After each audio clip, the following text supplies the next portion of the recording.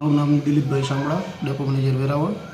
આજે અમારા બસ સ્ટેશનની બહારના રોડ પર સોમનાથથી ભિલોડા જતી બસમાં એક સાઈડમાંથી બાઇક સવાર નીકળેલ અને અકસ્માત સર્જાયેલ અને તે બાબતની પોલીસ તંત્રને તાત્કાલિક અમારા દ્વારા જાણ કરવામાં આવેલ અને અને પોલીસ તંત્ર સાથે રહી અને ઇન્વેસ્ટિગેશન ચાલુ છે અને અત્યારે હાલ પોલીસ કાર્યવાહી ચાલુ છે અને જે મૃતકને 108 મારફતે સિવિલ ખાતે પહોંચાડેલ છે।